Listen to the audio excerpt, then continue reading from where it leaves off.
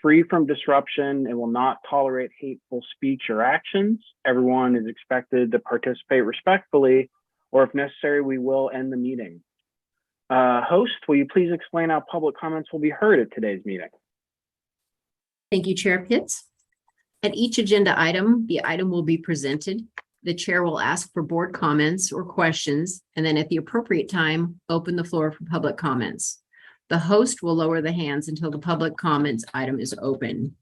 Once the chair has called for public comment, the chair will ask the public to raise their hands if they wish to speak on the specific agenda item.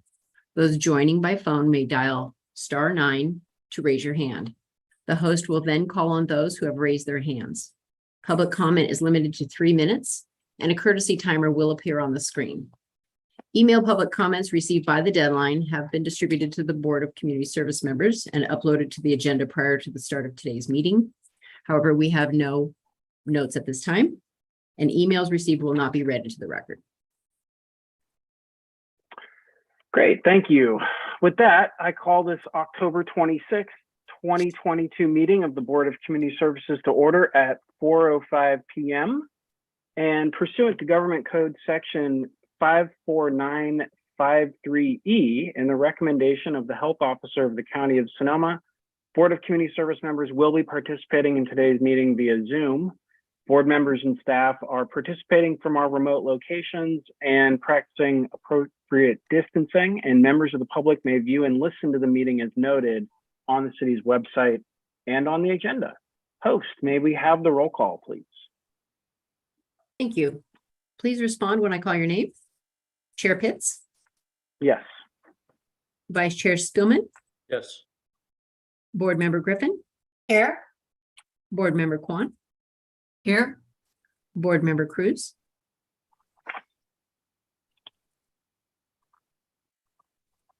Board Member Cruz?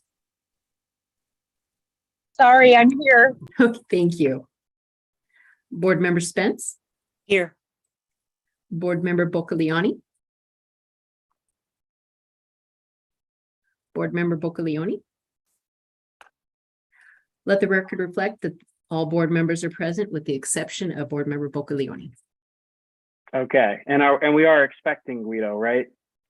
Shall I? We are unconfirmed, unable to reach him.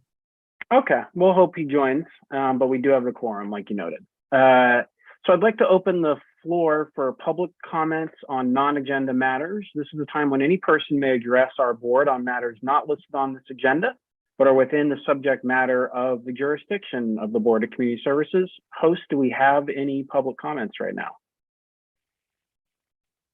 We have no hands raised at this time. Great.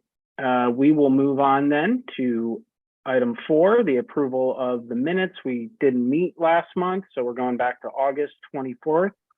Are there any edits or corrections that anyone would like to make to those minutes? Great. We will have those submitted, approved as submitted, seeing no objections. And now we're going to move on to item 5. Deputy Director Santos. Hey, Jen, please give us your report on upcoming and accomplished events, please. Thank you, Chair Pitts. We do have quite the long list, so I'm only going to point out a few, but definitely check it out. We have a lot of upcoming and accomplished events on there. We've got Halloween just around the corner, so check out what we've got there. But also, I definitely want to mention the holiday craft fair. It's a huge event every year for the city as well as their Burbank Home and Gardens. There's a connection there with the trolley. You can attend both events. So I want to mention that it's a great place to get holiday gifts, etc., and meet some friends.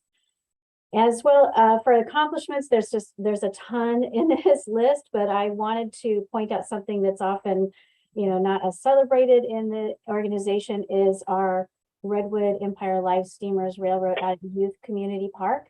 It's operates a little railroad out there, and it's run by a bunch of volunteers. They put in a ton of hours every year. It's a fantastic little train, and it's easy to think of Howard Park and the awesome train we have out there, but we have another opportunity for train rides on the west side of town. So just a kudos for that accomplishment this, they run spring through fall. So, and lots of other things to check out, but that's my report for now. Great. Thanks, Jen. Any questions from board members? All right. And then we'll move on to item 6, the director updates. Jen, please let us know the updates that you have for this month. Great, thanks. Just a few little updates. A reminder that the Bennett Valley Golf Course restaurant is now open. We had a soft opening. We're getting geared up, and it's open 7 days a week up until 7 p.m. at night. So, and we're trying to expand the hours little by little as it becomes more populated with staff and supplies. But it's exciting. Please go check it out, and feel free if you have any feedback to let the golf course know, or feel free to let me know as well. I can pass on comments to them. We definitely want to see this restaurant be a success, as well as the golf course. And a little side note on a smaller project, but I just want to point out that we'll have 6 new picnic tables at Bear Neighborhood Park and Gardens, probably by the end of next week. We've had a lot of vandalism on the picnic tables there, so we're looking forward to getting some new picnic tables. Some good and bad news. I'm happy to announce for Elisa, our host Rosa, that she'll be moving on to the police department as of next Friday. We're really excited for it. It's a promotional opportunity to stay within the organization and work for the police. So I wanted to let you know this will be the last time we work with her tonight for the board meeting. But we're happy for her, sad to see her go from parks, but really happy for her for the promotional event. And we'll be looking to replace that really critical position as soon as possible. So I'll keep you posted on that.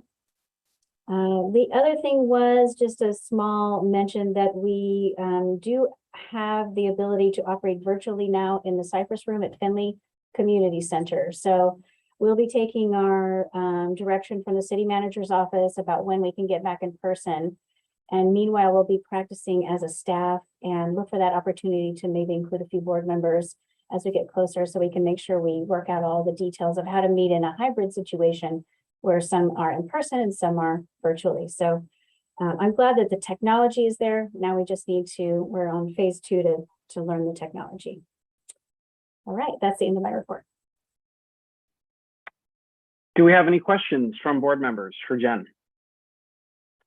Well, let me say to Elisa, congratulations on the new job. We're sorry to lose you, but I'm glad you're staying with the city. So thank you for your continued service. And that's great about the Cypress Room, Jen. I'm really looking forward to us doing that format. And then can community groups also use that for meetings or anything? It should be available for anybody to use, as far as I know. I don't know, Jeff, do you have any update on that room for community groups? Yeah, so that room is one of the rooms that we rent out. We still have to do a little bit of work of figuring out how that works, fees and setup and the support that's needed, and some of those things to make sure we've got everything in place to do it efficiently and make sure we're taking care of the equipment and all those types of things. But yeah, it's definitely part of the plans that'll be a rental facility when not in use for boards and different internal meetings. That's great. Yeah, obviously a lot of folks are using that format, so I hope that makes it more attractive as a space. Okay, thank you for those updates. All right, we are now going to move on to item 7. These are our chair and board member updates. So just real quick before we get into that, I wanted to just bring up an item that the staff asked me to raise, and that's the use of our official city email addresses. Some folks are using them and others aren't, and that's okay. It's your choice. I prefer if we all used it, but it's up to you. If you're not going to use it, we're asking you to let the staff know if you're just permanently gonna never use that, because it does have a cost to our department. So you don't have to make a decision at this moment. You can contact Jen separately. Again, I hope you want to use it, but if not, that's okay. It makes us a little more transparent and responsive. And just me personally, I like having separate inboxes, but maybe not everyone feels that way, and that's okay. So just started off that. Let Jen know if you're going to be disabling that, please. And if you don't say anything, I think she's probably going to disable it anyways. So let her know soon, because it does cost money. Okay. After that disclaimer, do we have any updates from anyone? Or rather, I'll go around. I think we're just going to go around and ask folks for updates, if you don't mind. So we'll start with our vice chair, Mr. Spillman. Do you have an update for the last 2 months? No, I do not. Thank you. That's okay. No update needed. Carol, any updates for the month? Yeah, I'll start with my city email stopped working months ago, probably well before I noted. And when I finally found out, courtesy of Shelley working with me for a prolonged period of time, I let Shelley know. I don't know if that got conveyed to Jen or not, but I do not use my city email. Please forego that expense and use my personal email. Thank you. As far as events I participated in over the last several months, I wanted to mention that Creek Week, which was, I think, back in September, was a huge success, and over 60 people, including a lot of groups, showed up.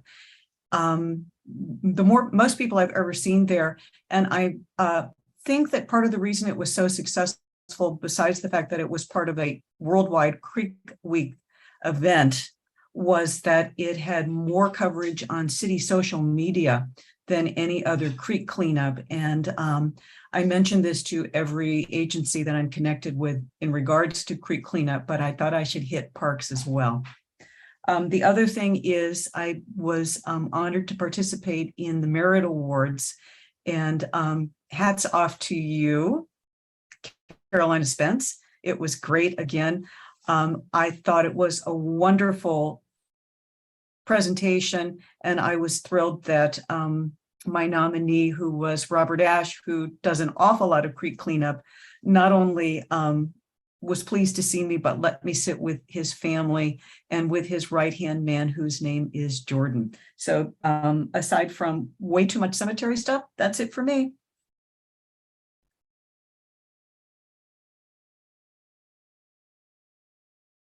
Chair Pitts, you are muted.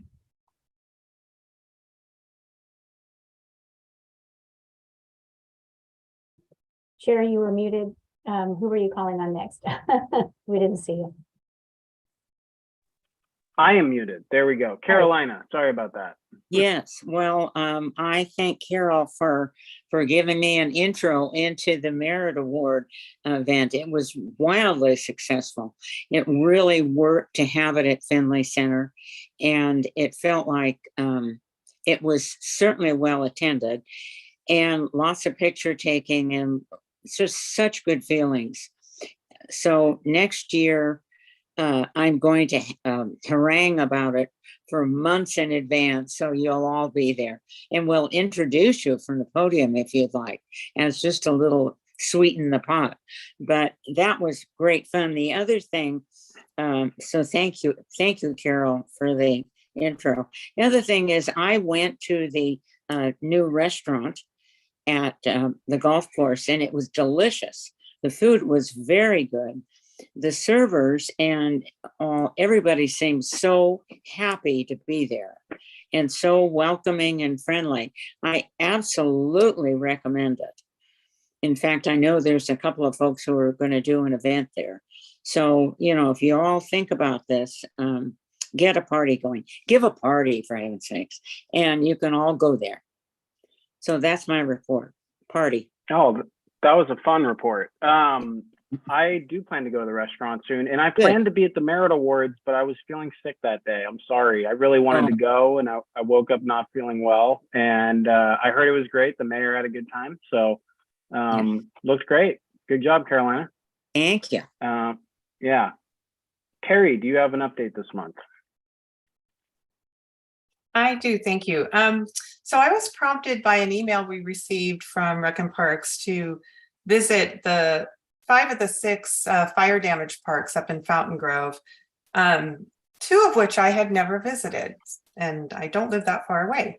And I learned some things after I visited these parks. Fir Ridge was under active construction, so I didn't really get a chance to get out and actually walk the park like I did Rincon Ridge and Francis Nielsen, which was a lovely, lovely little park. I'm going to be doing some birding up there, as well as Nagasawa.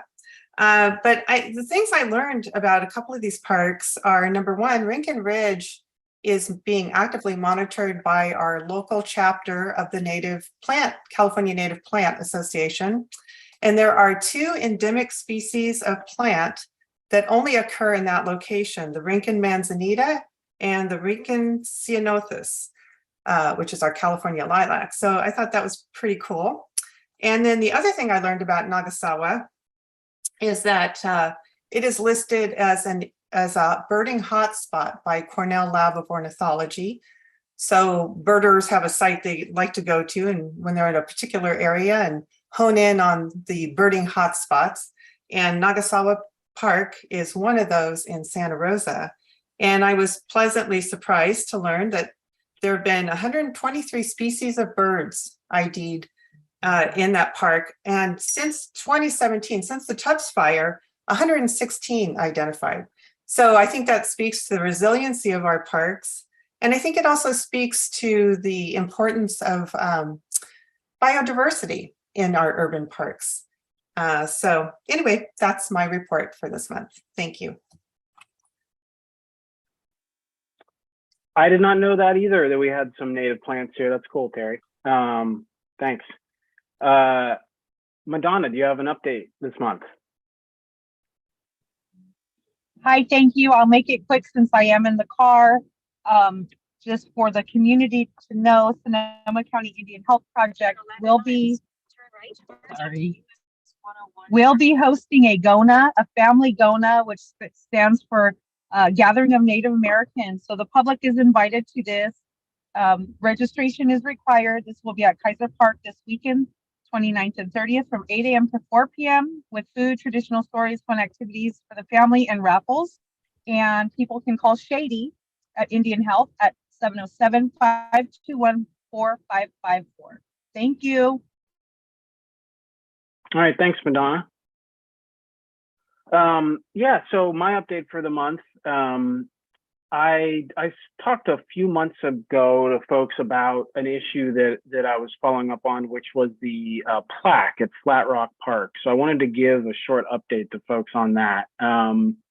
It's remained a priority of the mayor and of mine, so I've been trying to get that figured out. If you remember, this is a plaque that recounts the myth behind how Santa Rosa got its name. It has an offensive term on it and is historically questionable. I've had residents tell me they're offended by it. So we did have staff look into this as to what we could do about this. And it's pretty complicated legally. So apparently when that land was deeded to the city, it said via the private owners that that was on the condition that there would be a commemoration of this naming at the site. It also said that that was on Highway 12, so it may have been moved at some point, but the whole creek path is still city property. So wherever that was would have still been city property. And we obviously don't want that to revert to the original owner. This was about 90 years ago. So that would also be difficult to figure out the estate. And so we're trying to figure out what to do next.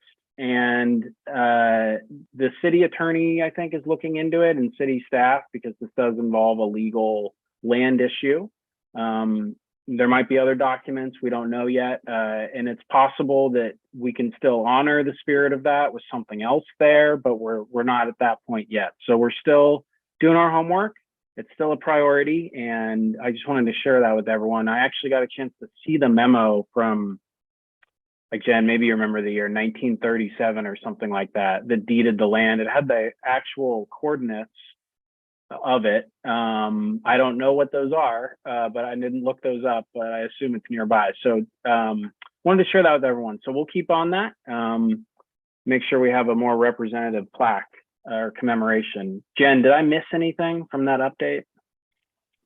No, I really think that covers it all. We do as part of a larger project to identify all plaques in all the city, we are having our GIS staff member out there looking for all of them, and he's tracking this one down as well. So hopefully we'll have a better update as we move along. So thanks, Chair. That's great. Having an accounting of everything is very helpful for moving forward. So thanks for continuing on that.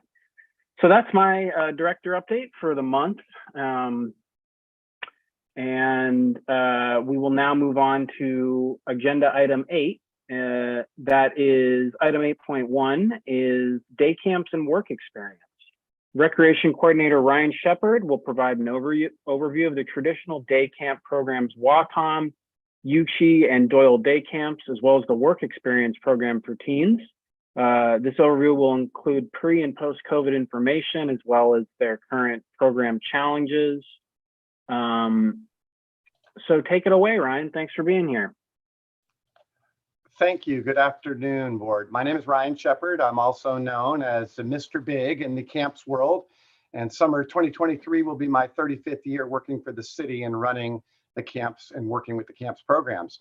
Today, I'm going to talk about traditional day camps programs and our summer work experience program for teens.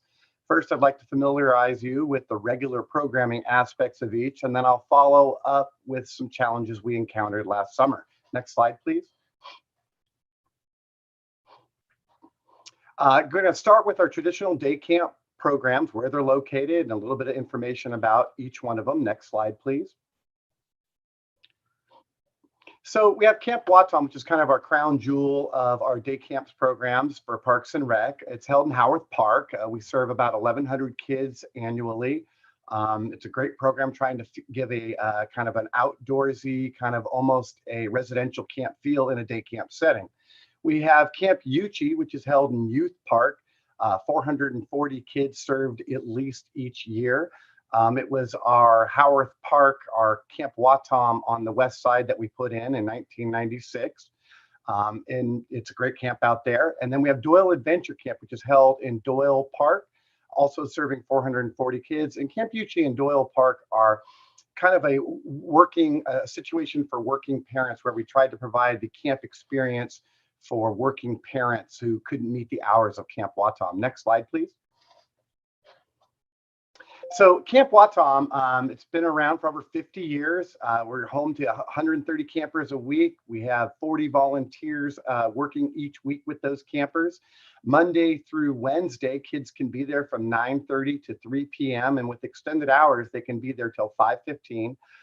Thursday is the big day and night of the week, as we put on a show for parents, parents evening program, where we're doing skits and songs for the parents. We're also getting our t-shirts, which usually get stolen as part of our program activities. We've got to retrieve those. And activities we do at Camp WATOM include songs, skits, games, crafts, canoeing, roasting an occasional s'more, archery, etc. They do a day of swimming on Tuesdays at Spring Lake, and we hike there and back.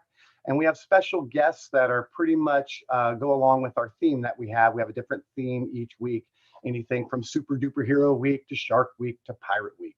Next slide, please. We opened Doyle Adventure Camp in 1992, as I mentioned earlier, as a kind of a day camp experience for working parents. Parents can drop their kids off as early as 7:45 a.m. Monday through Friday, and they can be there until 5 p.m. They also are doing songs and skits, games and crafts, and they actually visit Camp WATOM in Howarth Park on Thursdays to use the amenities in Howarth Park, such as canoeing and archery, and share their special guests. They swim a couple times a week at Ridgeway Pools. We have a nice partnership with Aquatics and making that happen, and we appreciate them. And then one of the great things about Doyle Adventure Camp is we utilize and educate on public transportation while using the city bus transit system. So city bus will take us to our different locations over the each week, such as the pool, our field trip destination, and our trip to Camp WATOM. Next slide, please. Camp Uchi was started in 1996. Again, these are great daycare options for parents. Again, the hours are 7:45 to 5:15 p.m. They're affordable, and we keep the kids busy and active. They have their own archery range. They're doing songs, skits, and games. And they do a couple of field trips each week as well. They do swim twice at Finley Pool. And again, we have a field trip that's usually lined up with our theme for the week, and we always have a special guest. Next slide, please. Some program challenges that we ran into and pre-COVID, during COVID, and things that we're working out this summer after a couple of year hiatus is limited support from maintenance because of staffing reductions and no longer being part of Parks and Rec. It's a little bit more bureaucratic to get things done. And then now we have to pay for these projects, which we're not really budgeted for. So it kind of impacts our budget in that sense. And it takes us a little bit more time to get these things done. Dealing with COVID in the past summer 2022, dealing with COVID exposures with our participants who we gave full refunds to. And even more impact was the COVID exposures that we had with staff. When we would lose staff, and it was difficult hiring staff this past summer. Normally I'm done hiring staff. The staff process is over in March, and I was hiring well into July to deal with some of our COVID exposures and the lack of staff applications. Increase in displaced persons has been challenging as well. We are finding dirty sharps in places they shouldn't be, such as playground areas, etc. But we do scan the areas before and after our program each day. We also have some issues with aging infrastructure. Some things are going to need to be replaced, and we're hoping we can find some money in the budget to take care of those. Next slide, please. Other challenges that we have, Camp Watom is so wildly popular that it literally filled up in the first 8 hours it was open for registration. So we have some challenges there. And then some parents are booking out through the whole summer. And then when they find other activities dropping, and then it's a little bit challenging to rebook those spots, especially with parents who are trying to find activities who may have already found something else if they're on the wait list. And hiring staff, as I mentioned earlier, was a real difficult process this summer. We look like we're set for next summer, so we feel like we've kind of cleared that hurdle. And then, of course, we have minimum wage increases pushing camp fees upwards, though parents have been pretty understanding about that so far. Next slide, please. So at the end of each summer season, we do a Survey Monkey where we reach out to all the participants who came to our camp. We got pretty good feedback from all the parents. Most of our ratings, survey responses were in 96 or above in a positive way. We love that parents are recommending our camp to other families. It's a great free marketing, or word of mouth by the parents. And so we're pretty pleased with our survey results this summer and how the public were viewing us. Next slide, please. Okay, I'm going to talk for a few moments about the Work Experience program, the Summer Work Experience program for teens. It's a volunteer program, and we took a 2-year hiatus. We did not run the regular program in 2020 or 2021, just because so many of the components of the Work Experience program require gatherings and in-person get-togethers. We did, however, next slide, please. We did, however, allow the program to run for veteran CITs who had participated in the program previously, knew the rules of the city, were familiar with our policies and procedures. We did not charge them and provided them with a uniform. And even though we only had 20 volunteers in camps compared to 200, it was just a huge help for us to get through the summer. So what is Work Experience? It's for teens age 13 to 17. We do collect a fee for the program. It pays for their uniform, their training, field trip expenses, and meal expenses when they're involved in their programs. And regularly, we have 200 to 300 volunteers. They each put in 60 to 300 hours during the summer, which brings in 20 to 30,000 community service hours brought in by our young people each summer. It helps the kids a lot. It keeps them out of trouble. They're working with mentors who are leading along the way. And one of the main things with the Work Experience program is getting them job application, interview, and actual on-the-job experience. And there's a catch-22 if we all remember back to when we were applying for our first jobs. You go to get a job, but you can't get it because you don't have any experience, but you can't get any experience because you can't get a job because you don't have any experience. So Work Experience kind of fills that void. And I know that's true. I write dozens of letters of recommendation each year for volunteers who performed in our program. And they come back and let us know what kind of jobs they got, even if it's not working for us. Next slide, please. So here are some of the purposes with it. One is filling out an application, and we're evolving to a fillable PDF that the kids can submit online. We're hoping to have that ready to rock so that the work experience program remains relevant to current job application processes. They're getting tips on their interviews. After their interviews, we meet and tell them what they did well in their interviews and also things that they could improve upon. During the summer, when they work, they get a midweek evaluation on things that they can work on and improve on, and then a final evaluation at the end of the week. And to be fair, we also let the volunteers evaluate the program. They learn the importance of embracing your community and being a part of the community and giving back to the community. The hours that they earn in our work experience program satisfy college applications, and most of our junior highs, middle schools, and high schools have volunteer hour requirements for graduation. Next slide, please. And then again, depending on what program you're actually in, you can get anything from customer service skills, positive discipline with camper skills, valuable skills, animal husbandry if you're working at the animal barn. So we got a variety of areas that they can choose from, and we'll get into those in more detail in a moment. Next slide, please. So who benefits from work experience? Next slide, please. We think it's a win-win situation, a win-win-win situation, pardon me. Parents are winning, next slide, please, because their kids aren't at home driving them crazy. They're not watching TV or playing video games all day, not messing up the house. They're doing fun stuff outside. The kids are winning because they're enjoying the program. They're gaining valuable work experience, and we know they're having a good time because in camps, at least, they literally will beg for more weeks to work. They regularly volunteer to work extended hours, which is a 10-hour workday, and they're begging to do that. So we know they're winning. And Santa Rosa Recreation and Parks, we're winning. They increase our staff to participant ratio. They give us more eyes and ears out there to provide a better program and a safer program for all the kids. And one of the most important things that this program does for Parks and Rec, and we really felt it over the 2 years that work experience was not running, is that work experience funnels employees to us. In camps programs, I have 55 employees, and regularly 48 to 50 of them were part of the work experience program. And so without work experience, we were desperately searching for staff. We didn't have that base to rely on. And there's a cycle that happens in our camps programs. You get 1,200 campers a year that want to be work experience or CIT volunteers. And then those 300, 200 volunteers want to become staff. And it leaves me with a situation where I'm hiring 5 to 10 staff a year, but I get to pick from over 100 applicants. And so we're getting the best of the best out there to represent us. Next slide, please. So these are the steps on the work experience program. As I mentioned earlier, we're moving to a fillable PDF to have that as an option so we can remain relevant with the workforce that's happening today.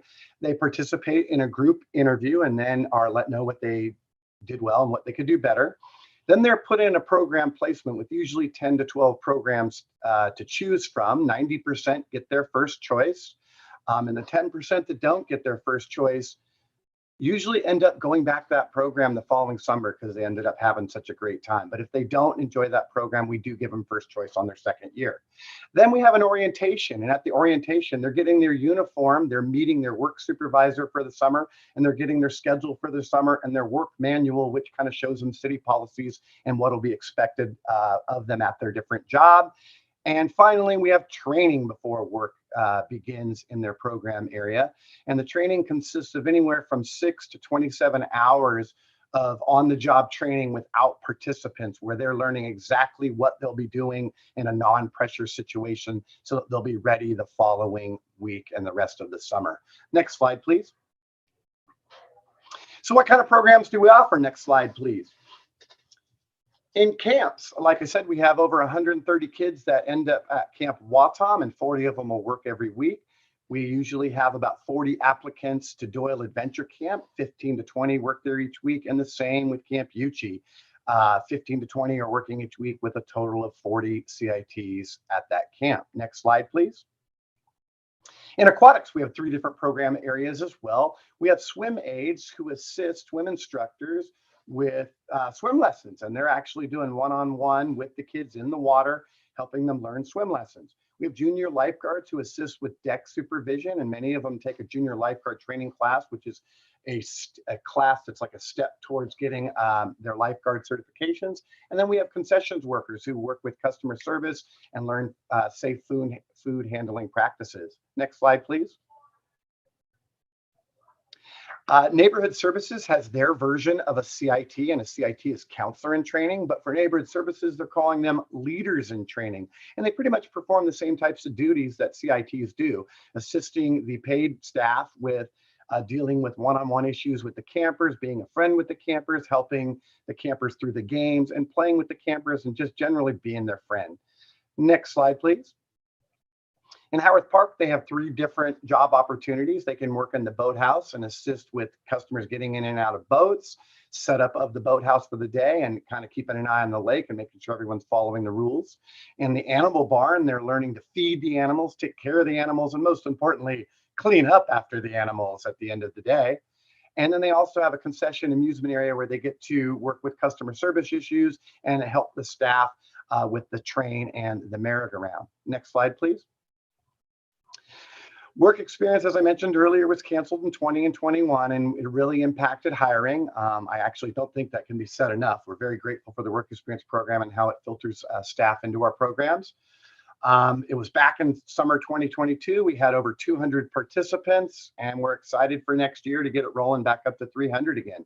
Next slide, please. We also do a survey with the parents and participants. We did get a couple of work experience participants replying themselves with some not so flattering things. Maybe mom or dad pushed them into it, but we do have some overall high ratings. Kids are enjoying the program. Parents are thinking their kids got something out of the program, and that's what we want. And you can see some of the different survey results that we have there. Next slide, please.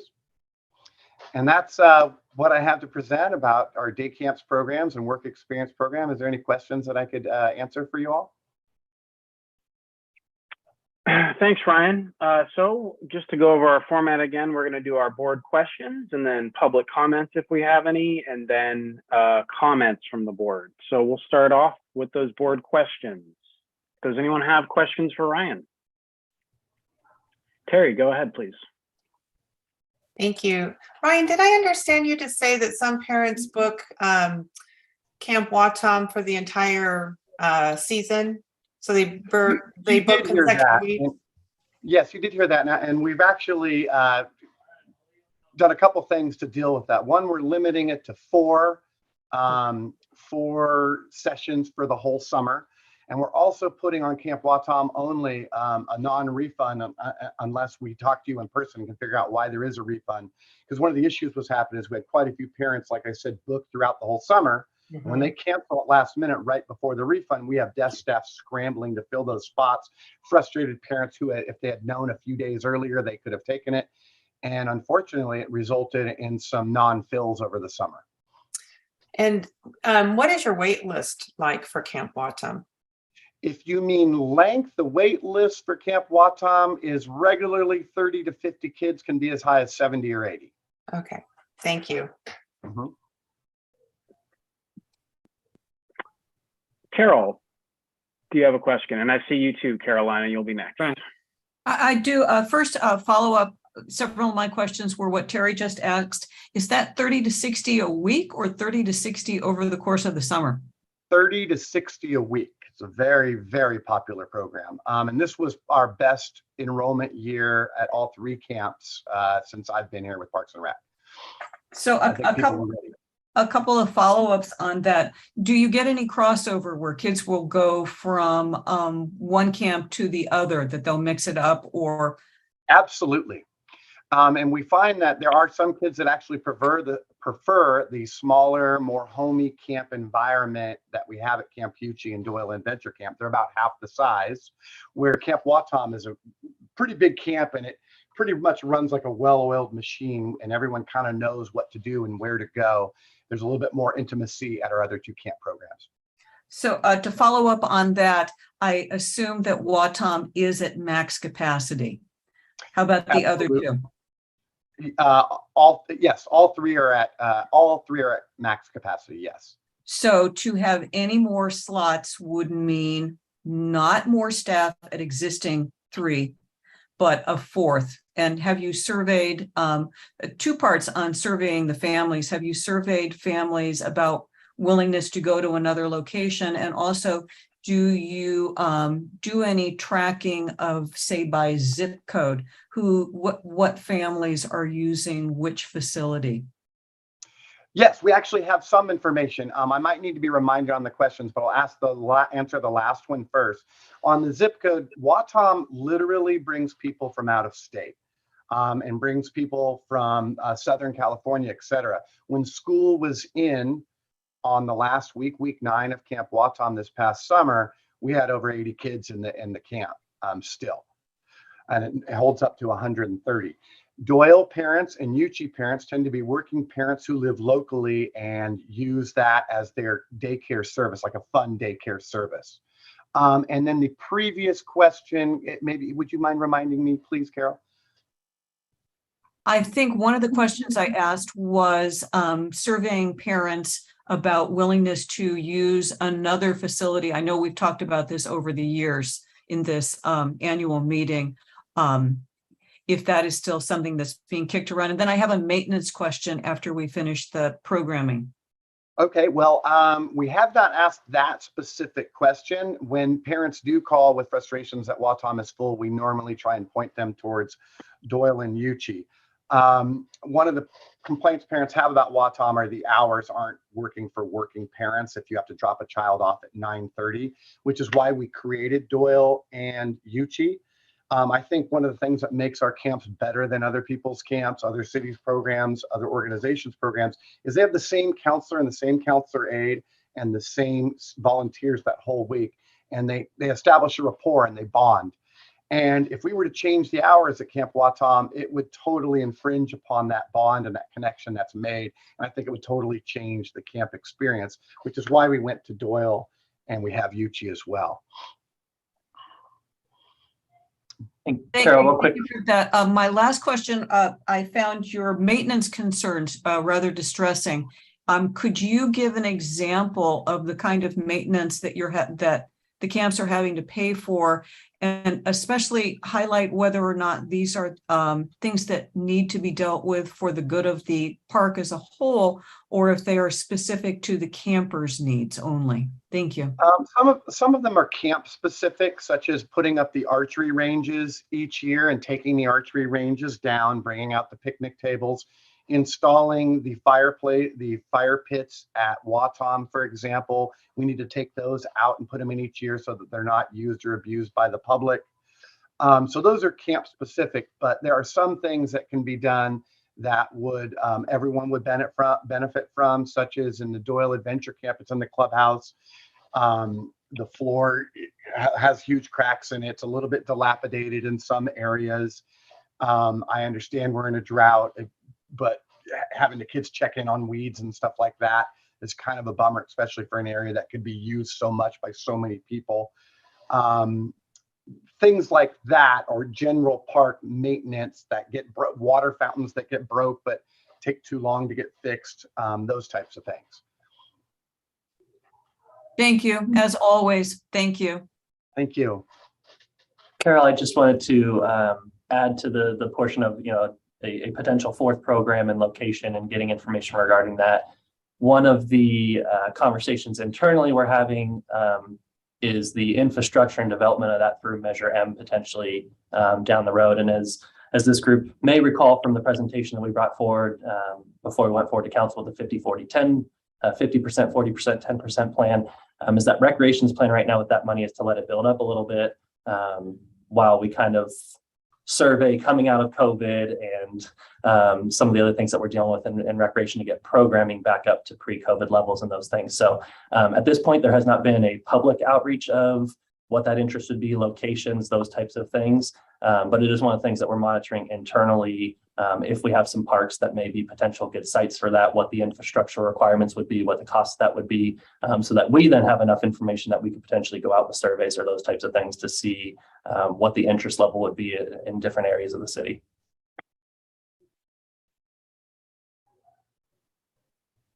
Great. Thank you. Does anyone have any other questions? I had a few questions for you, Ryan.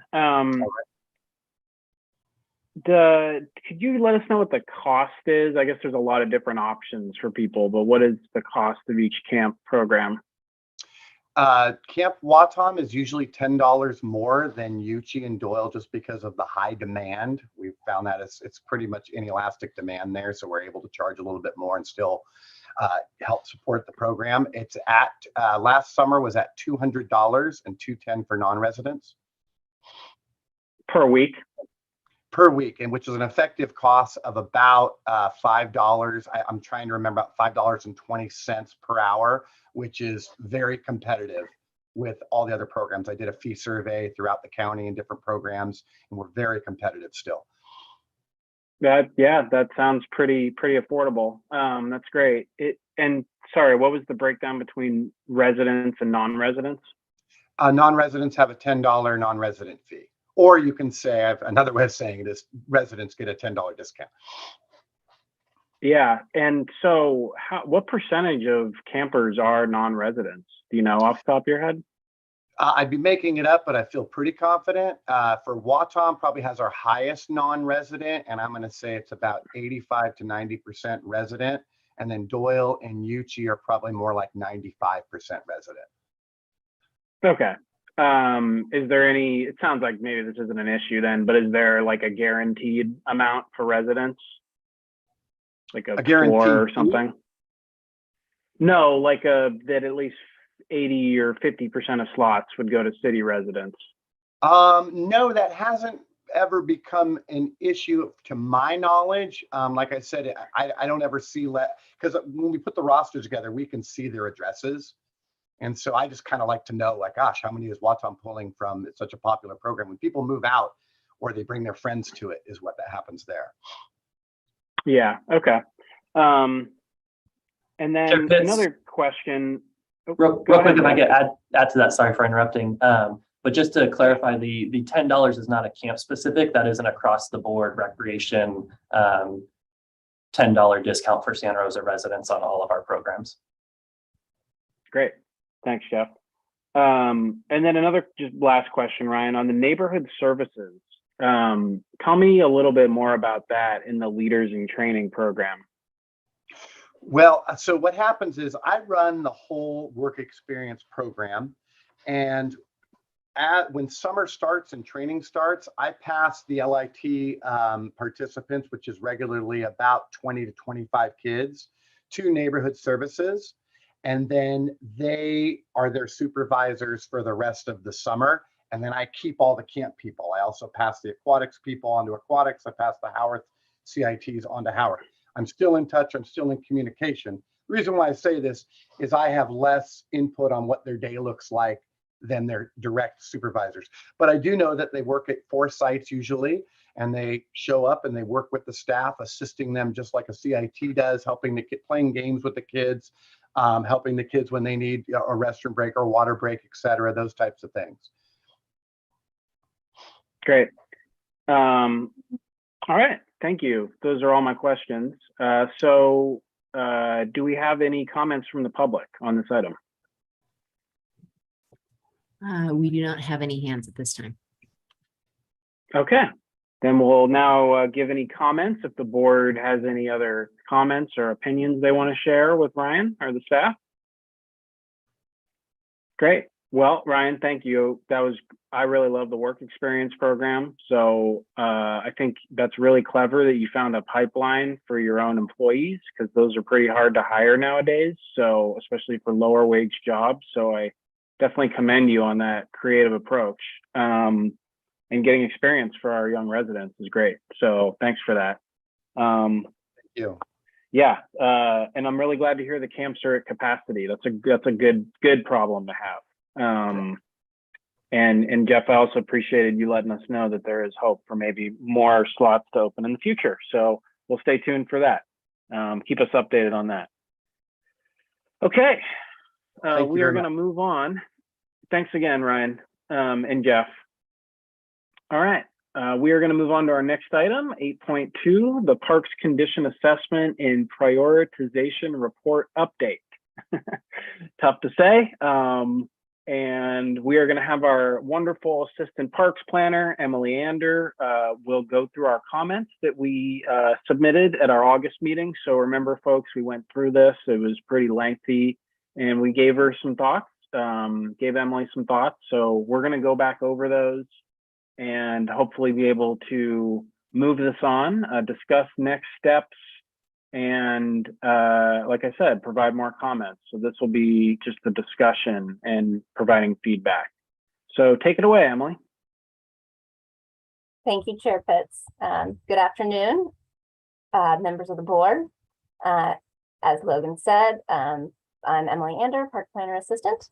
In August, Brent Wong and I provided the board with a presentation on the Parks Condition Assessment and Prioritization Report for your discussion and feedback.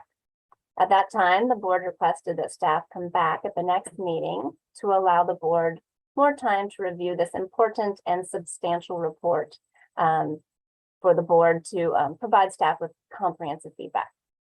So I'm here today to briefly summarize the report and respond to the feedback that you provided today. After that, staff would like to hear any additional feedback that you have on the report, and your input then will be shared with the consultant and incorporated into the final report before it moves forward to City Council as part of their annual Measure M Parks for All update. Next slide, please. So as you'll recall, in September of 2020, the city put out a request for proposals to hire a consultant firm to provide the Recreation and Parks Department with three things: condition assessment of all the city's parks and some of its roadway landscapes, a deferred maintenance analysis of these spaces, and project prioritization of the spaces. We ask that those three elements be encompassed within a final product, which is the Parks Condition Assessment and Prioritization Report. The report is a tool to help Rec and Park staff prioritize our work and funding, including Measure M funding, into the future. The objective data it contains will help staff determine which parks have amenities that need attention now versus in the future. We will use it to answer questions like which playground is in the highest need of replacement in the Northwest Quadrant, or is rehabilitation of the baseball field at a place to play, or Doyle Park a higher priority, or which playgrounds are in need of more 5-bar mulch, etc. We'll weigh the answer the report gives us with subjective data like are park amenities equitably distributed across the quadrants, or if a park is in what the state considers a disadvantaged neighborhood, allowing it to qualify for grant funding, or if something like a professional baseball team's use of a field should make that field rise to a higher priority. Next slide, please. Today, as Logan said, I'd like to respond to the feedback that you've shared with staff to date regarding the report. And I'm just going to go question by question. I'll say the question and then provide a feedback for you. So the first question was, has the report been updated with the board's feedback since the August meeting? No changes have been made to the condition assessment since the board saw it in August. In fact, no changes have been made to the report since staff and the board first received it from the consultant in June.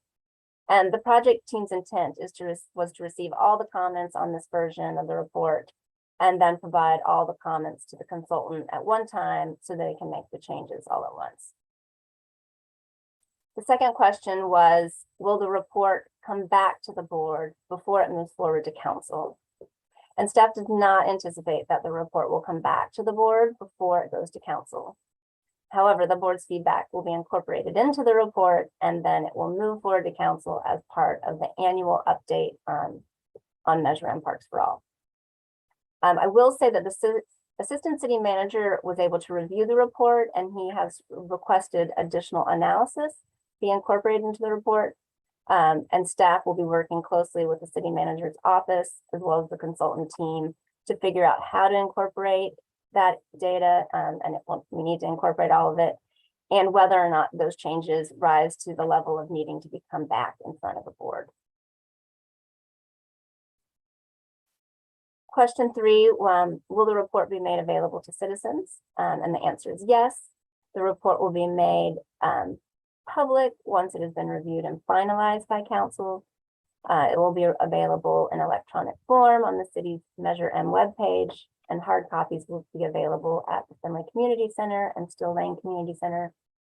The draft report, which is what we're looking at now, and the appendix are currently available for the public to view either via the city's Measure M webpage or through the BOCS agenda, which is posted on the city's website.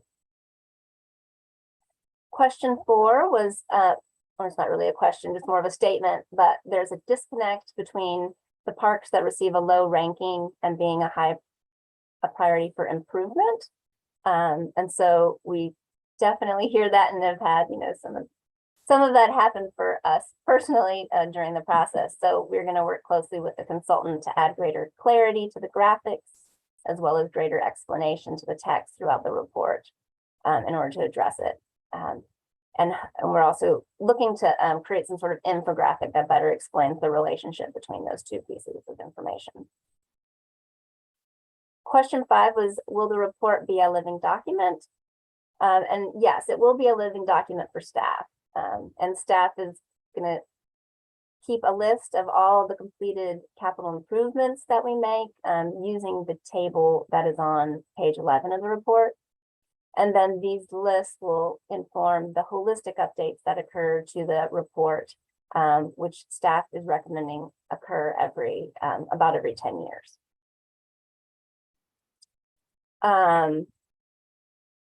Question 6 was, why is Prince Memorial Greenway characterized as a neighborhood park instead of a trail park? And this is just an error that unfortunately that staff made when we put out the request for proposals, and we didn't catch it till this past summer. But Prince Memorial Greenway will be moved to the trail park section of the report. Question 7 was, does the Santa Rosa Marathon count as recreation programming for Prince Memorial Greenway? Because currently in the report, you'll see that the revenue or the recreation programming number for the Prince Memorial Greenway is a 1, because it doesn't bring in revenue, even though events happen on it. And so my understanding, and Jeff, feel free to chime in on this one, is that recreation does not have revenue generation data on the Prince Memorial Greenway, and that's for 2 reasons. One, events that happen on the Greenway generally don't begin or end there. They just go through. Rather, the event would start at like Juilliard Park or another park facility, and it would end at another location. And so then if the start or end location was in a park, then that revenue generation or that revenue data would go along with that park. And then I also understand that most of the events that are programmed through the Prince Memorial Greenway are generally programmed and permitted through the Planning and Economic Development Department and not recreation. That's correct. That's the piece I was going to add, Emily. That's correct. Yeah. Some may be Juilliard Park, but for the majority of those, they're technically not running through recreation and parks permitting at all. They're operating through the special event permit. So that is correct. Great. Thank you so much, Jeff. And then the last question, question 8, how are parks with the same overall priority rank then sub-ranked within that park category? So for example, in community parks in the table on page 29, there are 5 parks that have the same overall priority ranking of 2.5. And what determines the listed priority order of those 5 parks? So this is where that subjective data comes in. So staff will have to use that subjective data like equitable park distribution across the city, amount of use that a park gets, and the available funding for a particular type of capital improvement to determine which park ranks higher. So they will continue to be in the report with the same ranking, and then we'll have to use additional data to determine which one is a priority. But within the report itself, we will list the parks that all have the same priority ranking in alphabetical order, because currently they're not in that order. And we're going to do that so it matches the rest of the report. And as I mentioned earlier, following tonight's meeting, your feedback I'll pass it along to the consultant, as well as all the feedback that we've received from staff. And then the consultant will update the report, and we'll take it forward to council as part of the annual measure and update. Next slide, please. So with that, I'd like to open the floor to questions. We're interested in hearing any additional thoughts or feedback that you have on the overall report. Thank you. Thanks a lot, Emily. Do we have any questions from board members?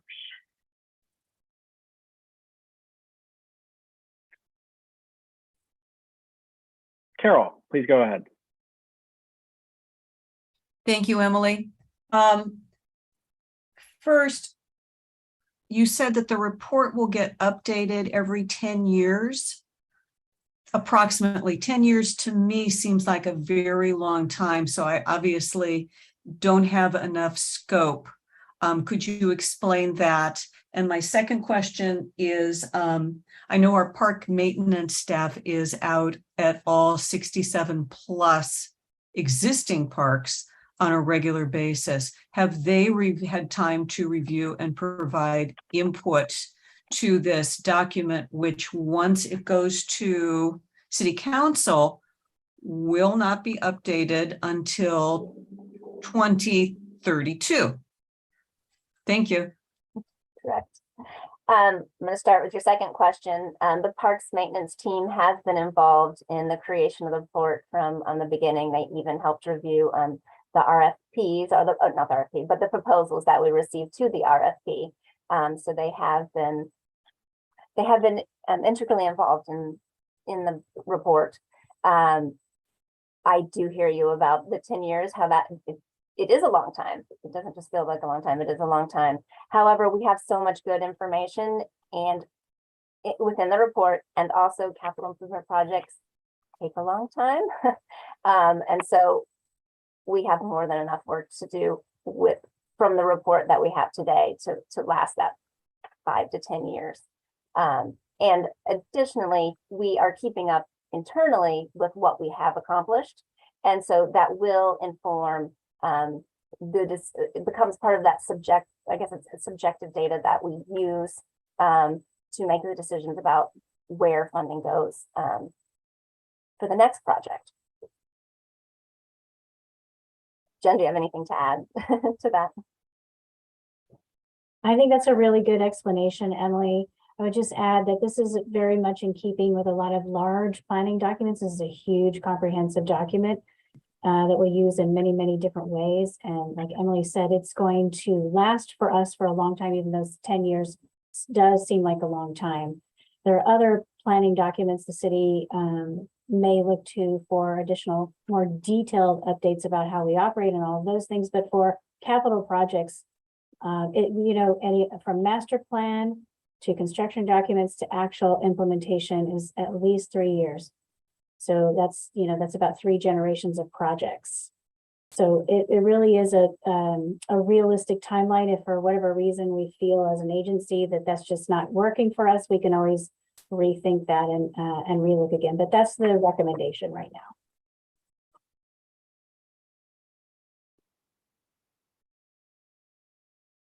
Great. Do we have any other questions from board members? A few questions, Emily, from me. Maybe this is a question for Jen. When does that go to the council? As far as I'm aware, we haven't determined a date yet. We'll work with the city manager's office to finalize that date. We want to incorporate their interests in some updates to the document, and then we'll work on whether that goes as part of the budget process. It'll likely go before though, so that we can get that processed as early as possible. Okay, probably a few months out though, at the least. Yes. Okay. And I had one question about this maybe is more of a comment, but there was a typo that was raised by Carol at the last meeting, and I actually had an eagle-eyed city resident notice the same thing about some parks, neighborhood parks, being referred to as community parks. So I know you said it hadn't been updated, Emily. Did you? I didn't hear that in the comments that were captured. Do you have that down? Okay, I appreciate you bringing that up. I will also say that there were very specific comments regarding the rural cemetery and also more detailed questions on the Prince Memorial Greenway that I did not specifically state because that information is directly going to feed into the condition assessment in the appendix. I don't expect any of that to change the park rankings, but it's just like extra information that was either incorrect or adds more detail to the condition of items. Okay, so you did Yes. you did flag that all the neighborhood parks are referred to as community parks on each page. Oh, yes. Okay, I did good. that. And then, great. And then Martin Luther King Park also has a typo. This is minor, but it's ranked 2 out of 50 on its own page. And then in the big table, it is ranked 3 of 50. So some sort of discrepancy happened there. That's great. Great, thanks for keeping those. And then do we plan to publicize this at individual parks? Is there going to be any sort of sign or like maybe a QR code someone could scan? How is the public going to access this, I guess? We have not talked about doing something at the individual park level. Right now, we're just talking about having it on the website and having it at the community centers. But it's a good question about how we could market it to the people that are actually, the park users. Yep. Okay, great. I'm glad you're thinking of that. And I'll just All add right. a real quick, one of the things, if you recall, when we did measure and outreach to the community, we had community partners as well. So it'd be one of those things we definitely want to check that box of reaching out to our community partners in the city. They helped us gather folks together to these meetings and make sure that we had meaningful connections in the community. So we definitely want to filter this report back out to them. It did such a great amount of work for us in the beginning as well. Great idea. Will that go back to them? Yeah, will that go back to them before city council again to get incorporated into, I guess, the final version for council? Not necessarily. We've had a ton of input from them already. So at this point, I feel like we're really just down to that fine level of teasing out any last minute issues that might have come up. We've really spent a ton of time on this and we want to finalize it and get it back out there for community members to utilize and to ask questions and think about projects.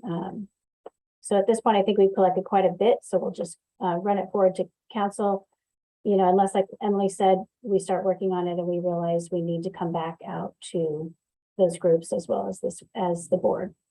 But the plan is to go straight to council without unless there's significant changes, which we don't anticipate. Okay. All right. Any other questions from board members?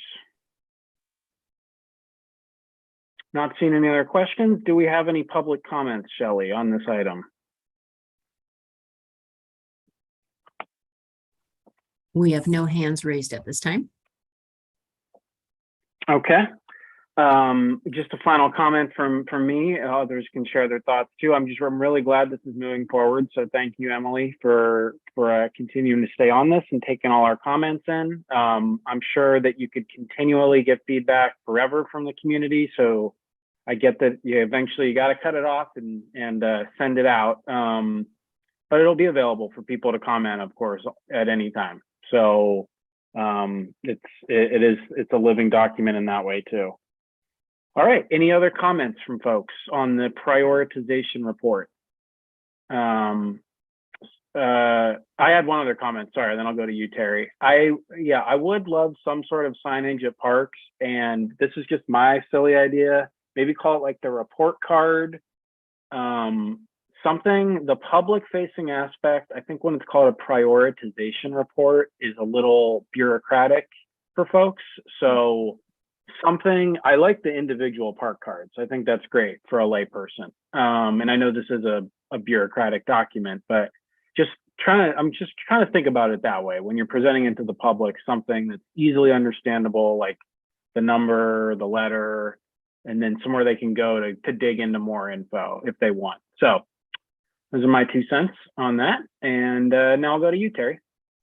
Thank you. I just wanted to express my appreciation for all of the time and effort that went into this report. This is Measure M money used at its best, in my opinion. And I know it's going to be invaluable to staff, but I also think it's going to be a wonderful resource for members of the public. And I kind of liken it to the street index, pavement index, because, you know, I get frustrated with the condition of Piner Road, and I can go to the street pavement index and I can see that street in the context of the whole city and how it rates, and that there's a plan to address it, you know, that the city recognizes its condition and that there is a plan to address it at some point, and that there are a lot of other factors that play into the timing of addressing that problem. So this report, I think, will do the same thing for the public in terms of the parks, and which is going to be just invaluable. The only other suggestion I have, it's entirely up to you. Placing it on the Measure M page is great, but I wonder if it might be more easily accessible if you put it on the main parks page as well, so people don't kind of have to dig down into Measure M to find it. So those are my comments, and thank you so much. Great comments, Terry. Yep, transparency builds trust in folks, and they've already trusted us with their tax dollars, so we want to keep that going. And I'm really excited too about this. It's a big step for our department. So thanks again to everyone. Okay, we are going to move on to item 8.3. Pull up my agenda here. That is our Board of Community Services ordinance update. So we're sticking with Emily. We'll introduce the ordinances that govern the BOCS and all those related documents, and discuss our needs as to why we need to update it and get feedback from folks and have a discussion. So Emily, take it away again, please. Thank you, Chair Pitts. I'm here today to introduce the topic of modifying the city code related to the Board of Community Services through the creation of a new ordinance. Next slide, please. So one of the first projects that I was assigned when I started with the city in the end of 2019 was researching the board's governing documents to see if they accurately represented the role and function of the board. In my research, I discovered that the board is supposed to have 8 appointed members, yet the board functions with 7 members. This reduced number of members places a heavy burden on each of you because 5 members are needed at each meeting to achieve quorum. After conversations with the city clerk's office, it was determined that a new ordinance would have to be written and adopted to amend the city code to align the board membership with the city charter and council policy. Next slide, please. So this diagram shows how the board's 5 governing documents work together and relate to one another. The city charter is the overarching document. It's like the city's constitution. It provides the framework for how the city functions. It sets forth the main principles of the city government and can be amended at any time with approval of the voters. The City of Santa Rosa's charter has sections in establishing the 7-member city council, the selection and powers of the mayor, key staff positions, rules on board participation, etc. The charter is reviewed and updated at least every 10 years. The most recent review occurred this year in 2022, and a couple of changes that came out of that review will be on the November ballot, I believe. Falling under the city charter are city council policies. Council policies establish standard practices and procedures for the city council, for city boards and commissions, and for city staff, and they express the general intention and directives of the city council. Policies provide specific language to implement the charter. And they are adopted, amended, or rescinded by city council, by a resolution of the city council, excuse me. The city code is the collection of all applicable laws, codes, regulations, and ordinances of the city. It provides like succinct language that describes and governs the city. It's written at a higher level and with less detail than the council policies. The city code should reflect and align with both the city charter and the city council policies. City council ordinances are municipal legislation or local laws. They support the city code with additional specifics. Ordinances are created to either update or amend the city code. And they are adopted by council in a two-step process. There are currently 5 ordinances that provide specifics as to how the Board of Community Services operates, and those 5 are listed here. Finally, we have the Board of Community Services bylaws, which are the regulations and rules established by the board for your internal management. You can also think of them as your operation manual. They provide the greatest level of detail to explain the nuances of the board and its role. These are developed by the board and updated by the board. Next slide, please. So now I'll go into a little more detail on each of the 5 governing documents and how they specifically relate to the Board of Community Services. So City Charter, Section 11B, Participation and Diversity in Boards and Commissions is the only portion of the charter that I found that relates to specifically to the Board of Community Services.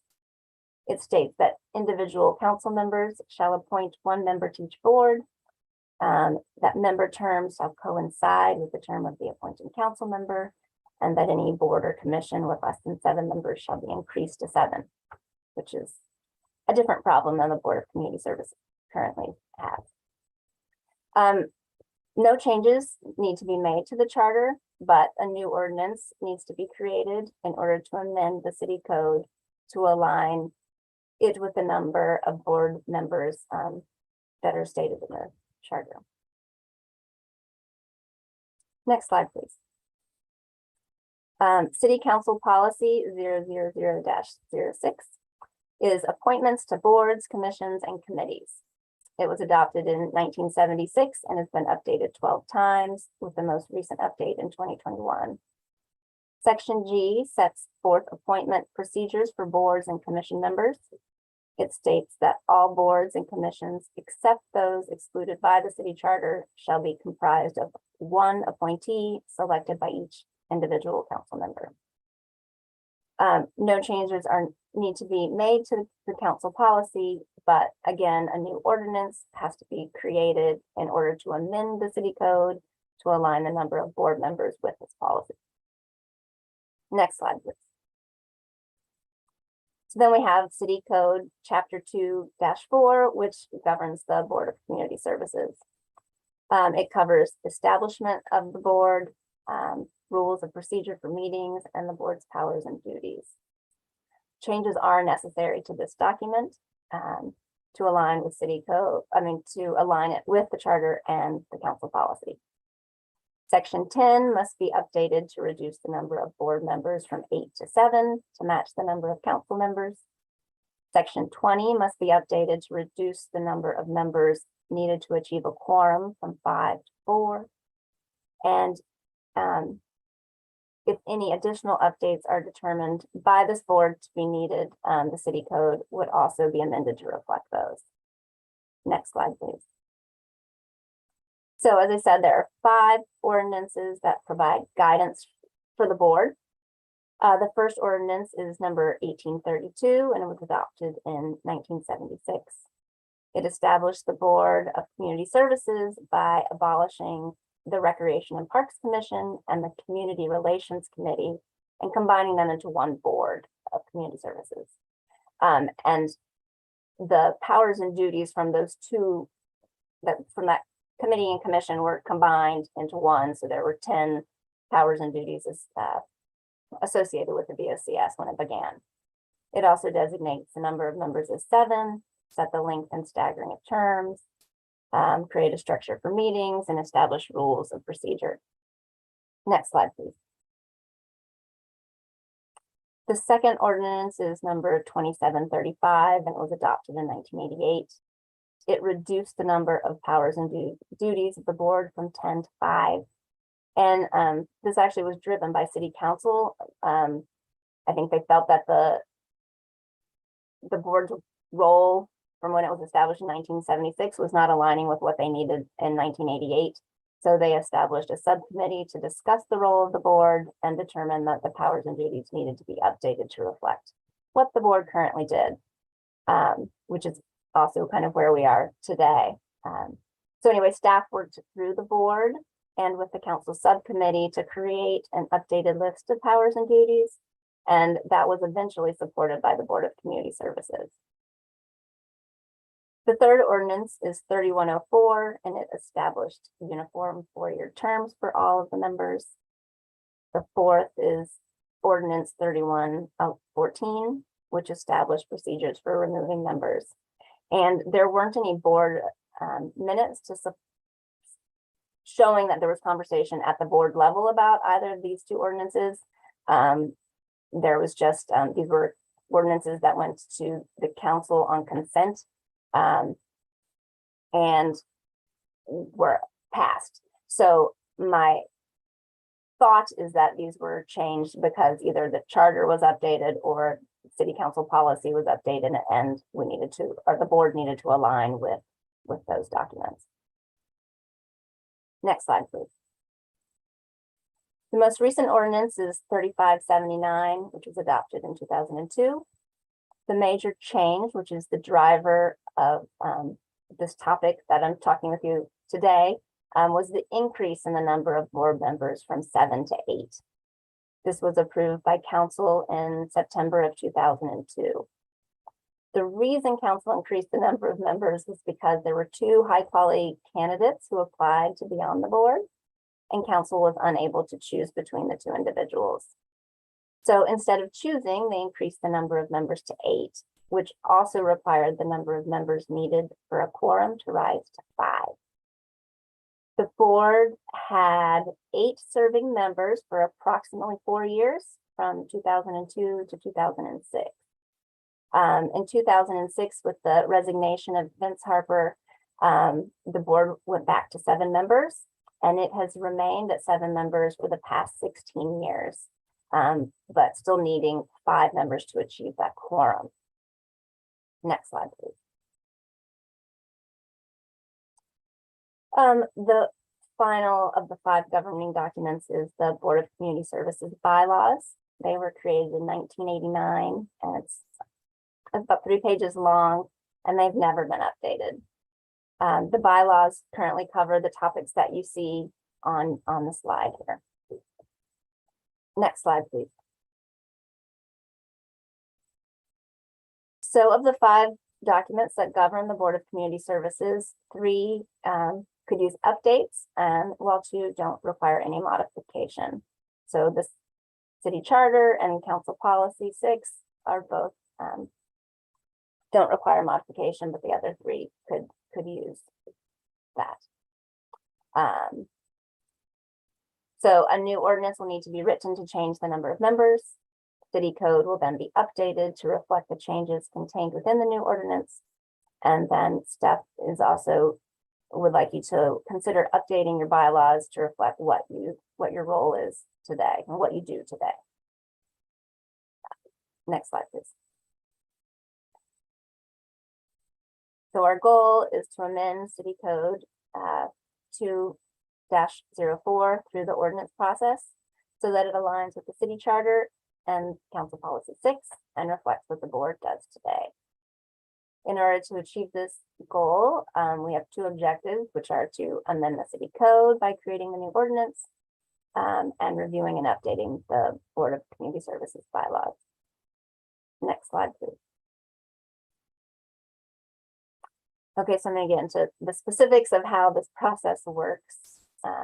So to amend the city code, we need to change the number of Board of Community Service members to match the number of council members.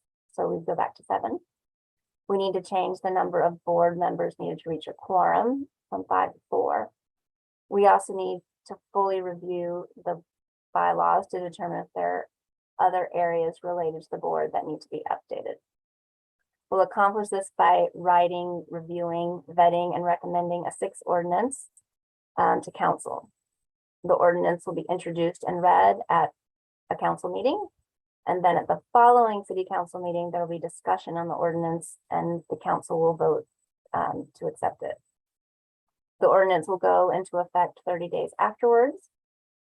And the city clerk's office will then take on the responsibility of amending the city code to reflect the ordinance. And the city clerk's office works with a codifier who does that actual work. And my understanding is that amendments to the city code occur 1 or 2 times a year. Next slide, please.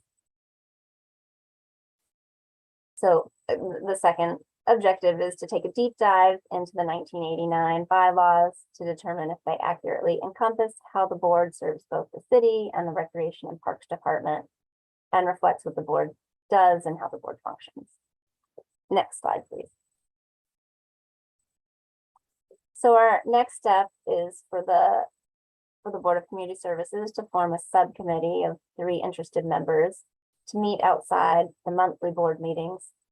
The group will become the board experts on the board's governing documents and will make recommendations for the documents.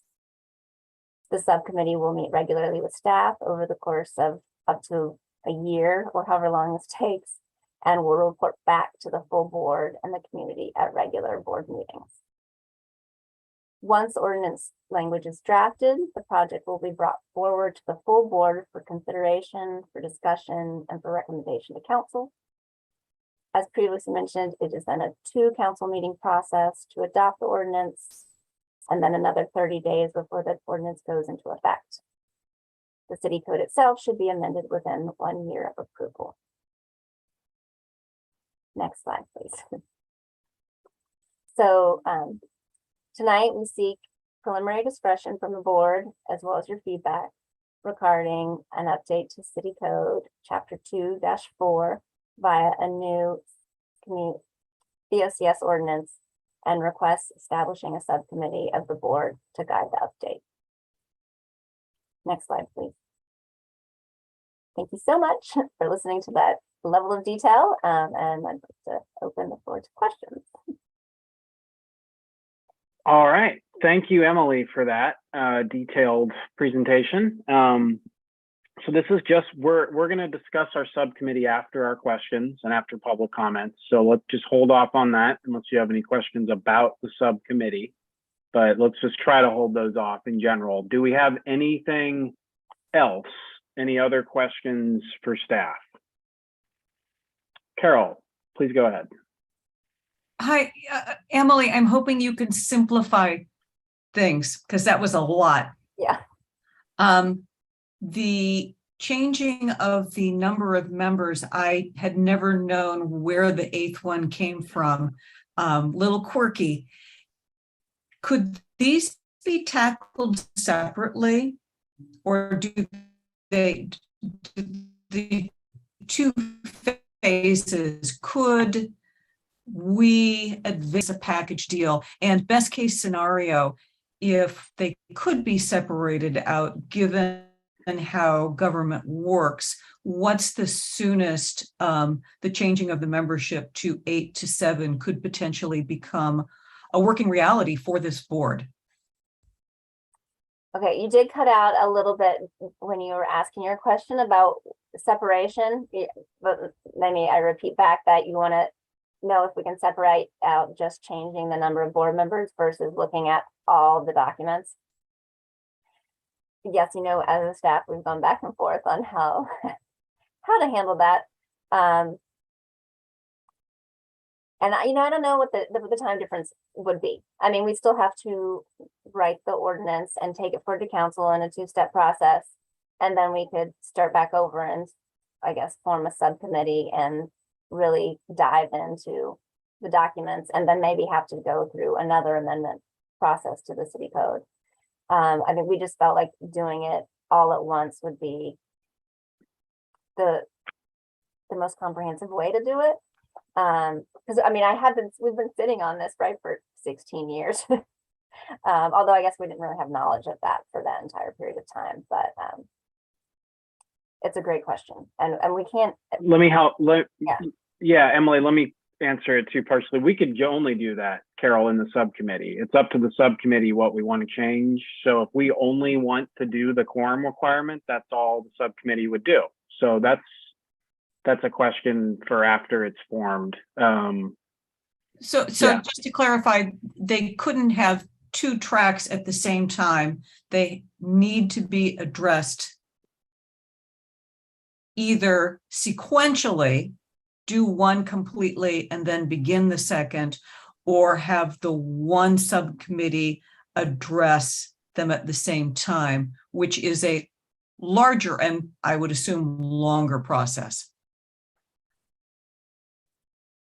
Let me just chime in. I would say, you could potentially run these two tracks simultaneously, but it's going to get complicated and confusing at some point if you start having two different groups talking about two different topics.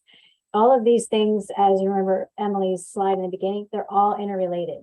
And so, we talked about, let's just go and fix the issue with the amount of folks we need on the BOCS. But we recognize there's been hints of information amongst board members over the years about different things that they'd like to see here and there.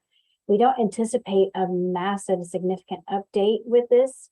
If we get into that, as Chair Pitts mentioned, with the subcommittee, and we start to realize we have a bigger update, then we can maybe make that decision at the time to simply go forward with that part of it. But in looking at everything holistically, it is better to go as one, so it's less confusing for the community, for the council members, and for ourselves to work it forward. If that helps, I don't know if that helps define why we decided to move this way forward. Thanks, Jen. Do you have any other questions, Carol? Not right now, thank you. All right, Terry, go ahead. Thank you.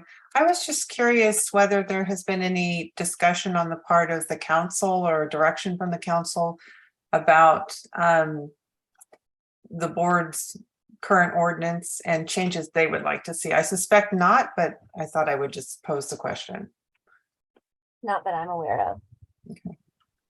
No, and we have posed this to the city manager's office, and they are going to track what we're doing. And as we have updates for them, we'll see at what point maybe we want to stop in and check in with the council and have meetings with them about this, but nothing yet, as you suspected. Okay, thanks. Thanks, Terry. Do we have any other questions from folks? Okay, I had a few questions. Emily, do you think that after you take an even deeper dive that you might have more recommendations, or do you think that would be it? I personally feel like there are things that should be updated. Could be updated. Okay. Could be updated, sorry. Yeah, so that's not your those aren't your final recommendations. What's in this PowerPoint?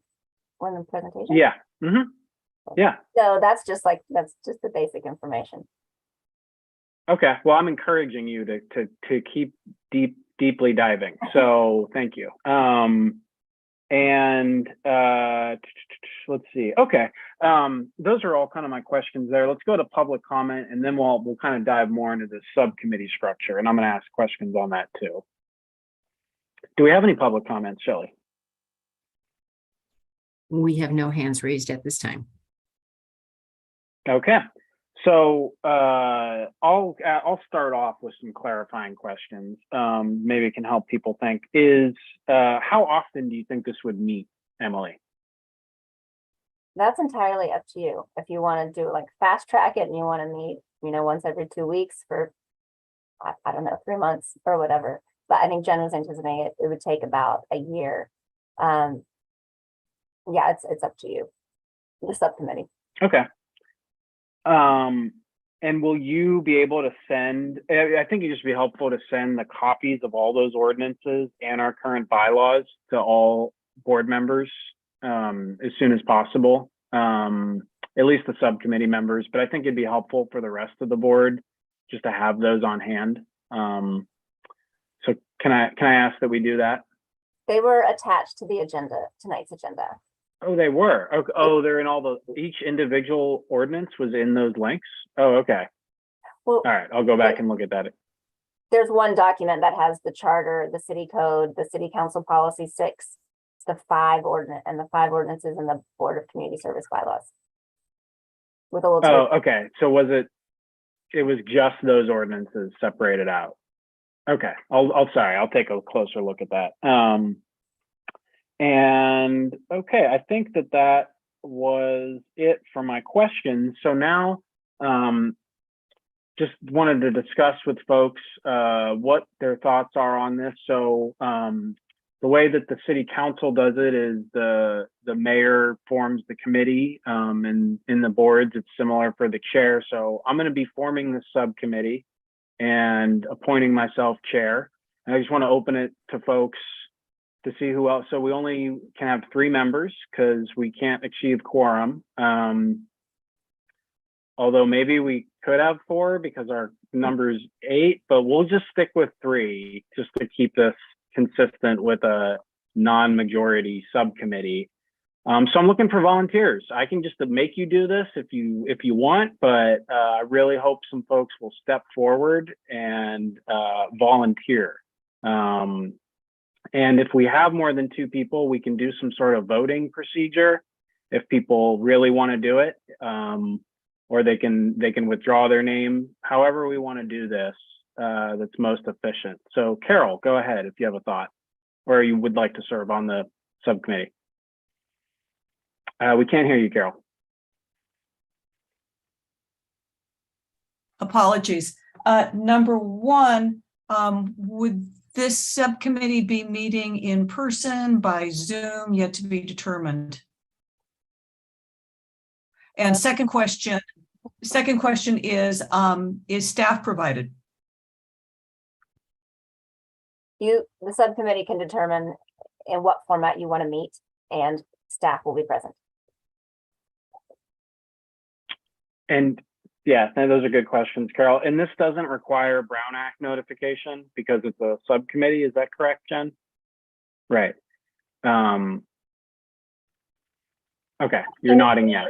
Yeah, sorry, any final decisions, et cetera, like that subcommittee will not be making any decisions. All those will be coming back to this full board.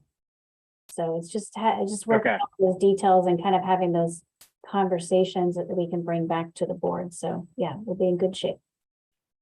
My preference would be to do this in person. If that's an issue for folks for whatever reason, we can stick to a virtual only format. I think in person would be helpful because we're going to be doing some deep dives, probably even needing to take maybe breaks or something like that. So I'd recommend that we do this in person just to keep that in mind if you're going to step forward. So I'm looking for some volunteers to step up and help us make a better ordinance. Is anyone willing to do that? I'm thinking this would be a once a month meeting. I don't think we need to do more than that unless we're really eager. Carol, are you stepping up as a board member? Subcommittee member? I would love to entertain the idea, but as an appointee in District 4, I will say, I don't know if I will still be on the Board of Community Services come February. And I don't know if this is something that would, start time has not been talked about at all. Is this something that would, who determines when the first meeting is? Would that be Chairman Pitt's decision?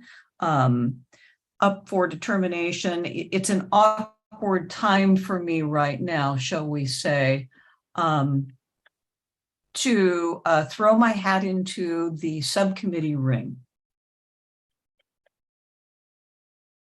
Okay. Jen, do you have any thoughts on that you want to share? Right. There's a lot of ways we can think about this, but historically, not that that's an entire measure of how to move forward with this, but historically, there hasn't been a huge change of board members when there's been a change of council members. It does happen from time to time. But on this board, usually there's been a tradition of moving forward. It does happen sometimes. So, one of the things that, we were thinking about behind the scenes of how can we move forward with this is to look at creating a consistency of a subcommittee that has two members that maybe are not up for reelection, and maybe or their council members are not up for reelection or changing out, which would be happening in December of this year. Or just going forward with it and then pivoting at the time if we need to replace a board member. But definitely, I think that the biggest thing in my mind for this is interest and time, because we do want to keep it moving forward. So I don't want to entirely get hung up in the election process that's happening and the reappointment process, but I know it is out there as something to consider. Yeah, thanks, Jen, for those thoughts. I agree with that. I think we should move forward because this needs to get done as soon as possible, even though it has been lingering for 16 years. I think we still want to get it done ASAP. And sometimes when there are new council members, they don't appoint someone for quite a while. So, Carol, I'm very sensitive to that in my professional capacity. My job is dependent on election results, so I know that feeling. But if you'd like to serve on it, we'd really like you to step up. So was that an affirmative that you want to be on the subcommittee? I am flattered that you'd like me to be. Can we wait and see who else wants to step up so that I am not Sure. stepping on somebody else's toes who may be interested? Absolutely. Terry, I saw your hand earlier. I'm hoping you want to sign up. I would be happy to serve on the subcommittee, and I think we could get this done a little quicker than is anticipated, honestly. But yes, I agree. I would be glad to serve on the subcommittee. Thank you. I think your experience will be very valuable. And I think we can get it done within a few months. So do we have any other interest? Steve, Carolina, we don't have Guido or Madonna on here, unfortunately. They could always watch the subcommittee and comment. I guess just comment on it if they want. So Carolina or Steve, any interest in doing this?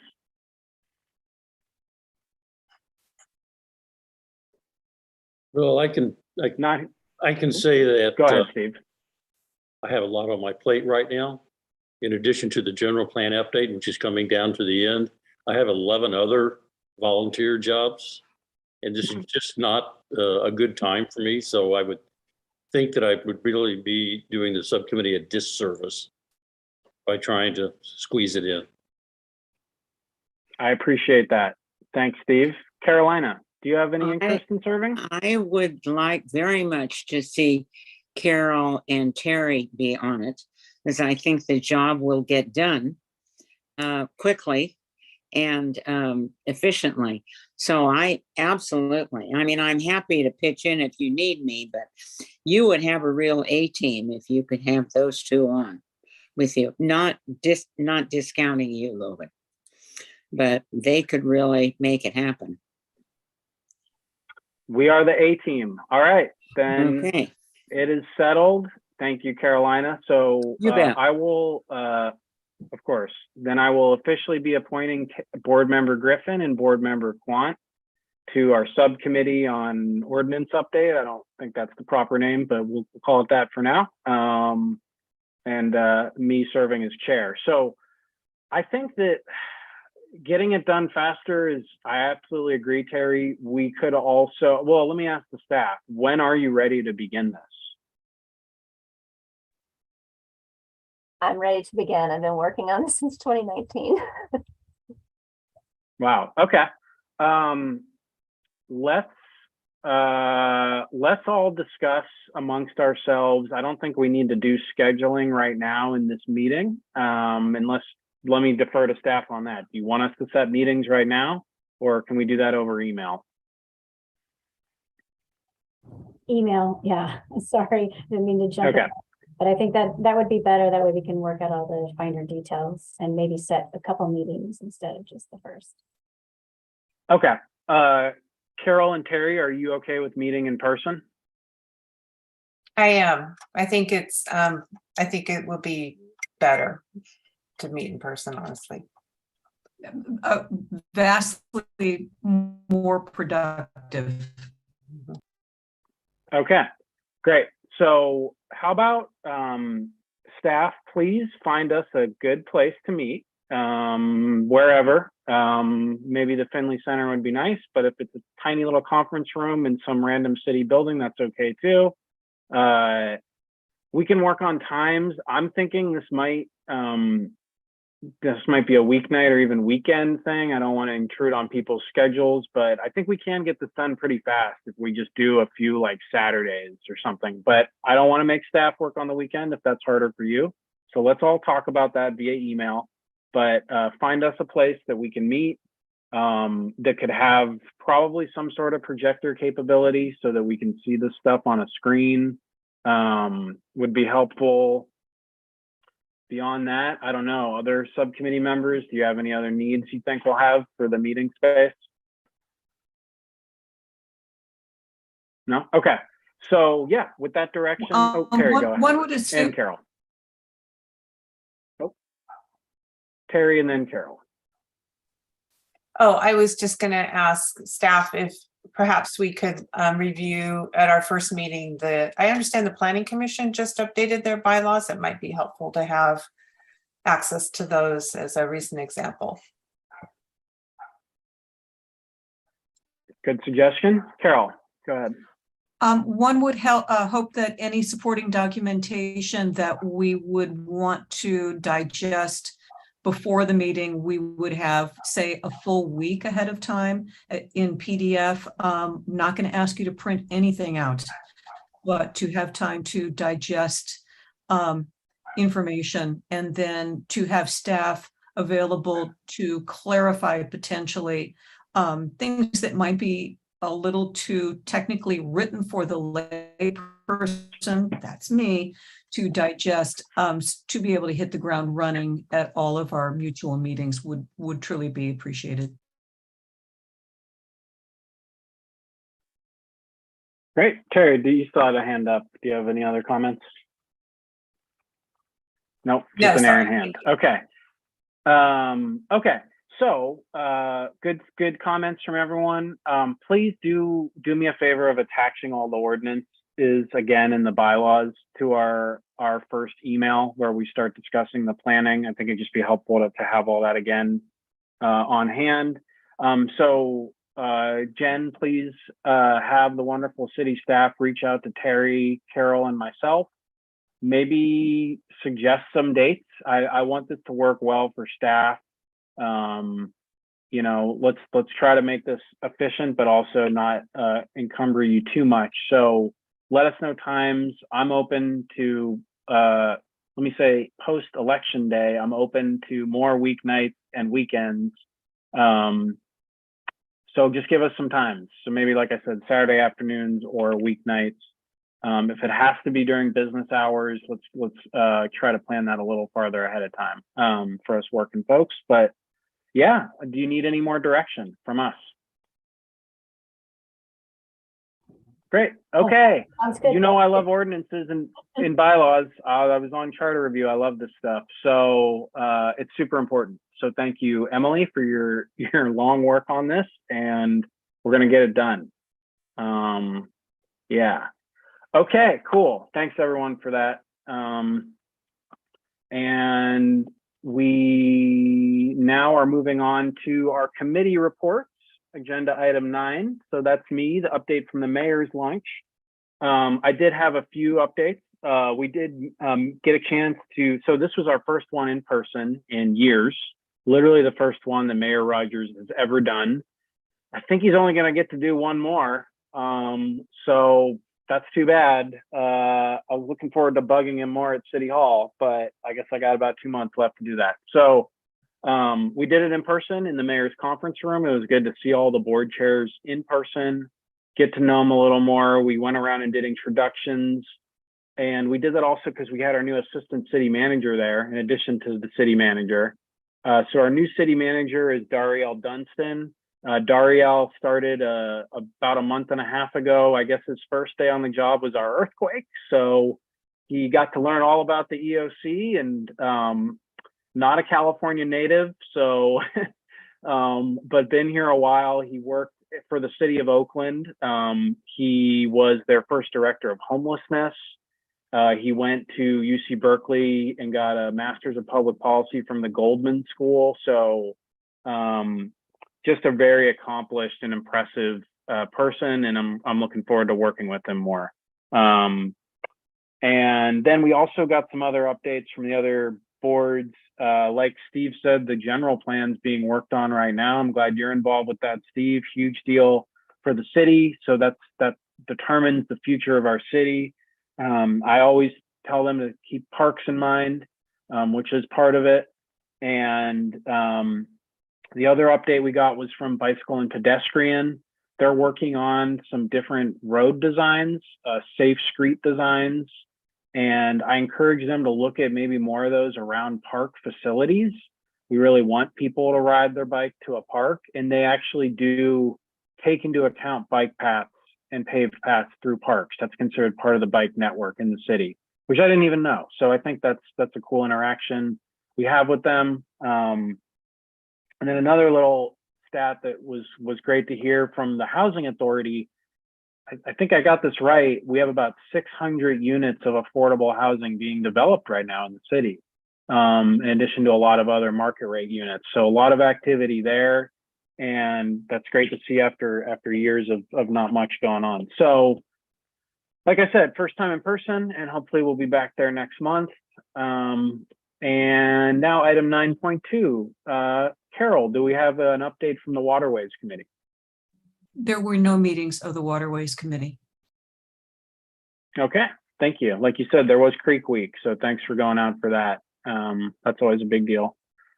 Okay, and then item 10, Deputy Director Santos, do we have any written or electronic communications today? Thank you, Chair Pitts. So we have our Zest newsletter that went out. It's attached to the agenda. If you're not getting it directly, you can get it from the agenda from there. So check that out. That's the end of the report. All right. Thanks, Jen. Now for our future agenda items. Is there anything that someone would like us to look at in the future? Any pressing issues? Terry, please go ahead. I don't think I would characterize it as a pressing issue, but I would at some point, as time permits, better understand how, when parks are developed, how landscaping choices are made. And obviously, you know, my interest is in native plants. And so I would just like to understand the decision-making behind plant selection in parks. I'm also interested in that. And let me just expand in how maybe we could partner with some folks who could help us get more native plants. Great question. So we'll see that in the future. Carol, do you have any items for a future agenda?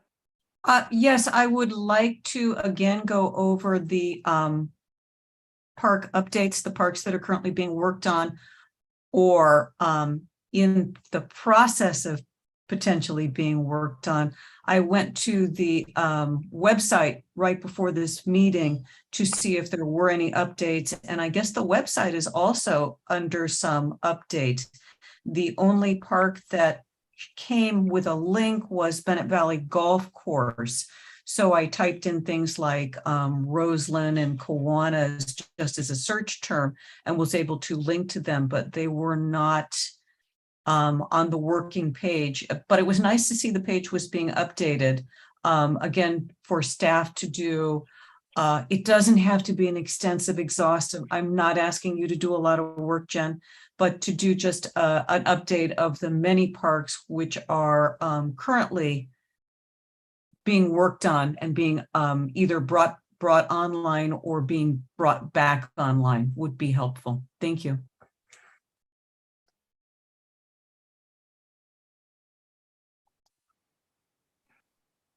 Steve, go ahead, please. Yes, we we just chatted a bit about the general plan, and it's really coming down to the final document.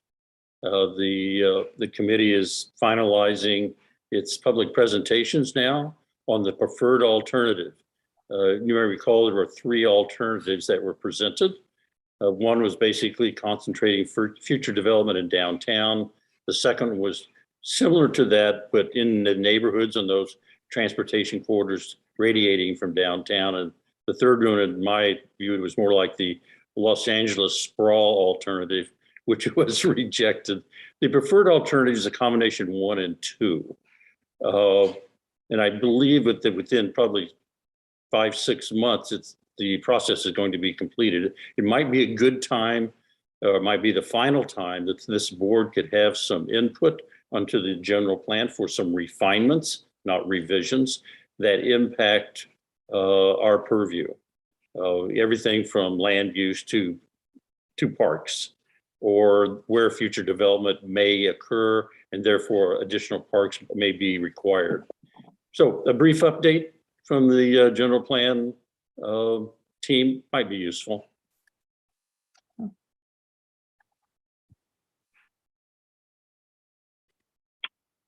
Jen, is that possible to have planning staff come in and give us that update? Yeah, I probably should have mentioned that in my director's update. We've been working really hard here behind the scenes to get that general plan updated. And we had a scheduled meeting with the planning staff, but we had to reschedule for next week. And that's one of our questions. We, have expressed the board's interest on how can the board get involved in this. So we'll hear from them on how you can, particular as a board, become involved. But meanwhile, we're waiting for that answer. And if I have a better, more definitive answer before we meet next, I will make sure to send that out to the board. But meanwhile, if you go to Santa Rosa Forward, that's where all of the information is at for the general plan. You can search around there and provide feedback right now on what's happening there. Take a look at what's happening on the bigger picture that board member Spillman was mentioning. We're looking at alternatives to the big picture of how the city looks in 2050. We're, on the other hand, drilling down really deep into the park section. So absolutely, we'll bring you as much updates as we can and see how we can get the board in particular involved. So we'll bring that back. Great. All right. Any future items from any other board members? Okay. Well, that was a dense meeting. We've got done with a lot of important stuff. So thank you, staff, and thanks to all the board members for your time tonight and for your great questions and comments. So with that, the next meeting is, there we go. Okay. The next meeting is not the 4th Wednesday of each month at 4 p.m., unlike what the screen says. The next meeting is Wednesday, December 14th at 4 p.m. So this is because we do not want to meet the day before Thanksgiving. We want to give people time off. And then later in December would also be close to some of the holidays. So we do not have a meeting in November. Our next meeting is December 14th at 4 p.m. I'm confident our subcommittee will have met before then, and hopefully we'll have something substantive to bring back to you folks that can help shape our further work. And with that, I am going to adjourn this meeting of the Board of Community Services at 6:02 p.m.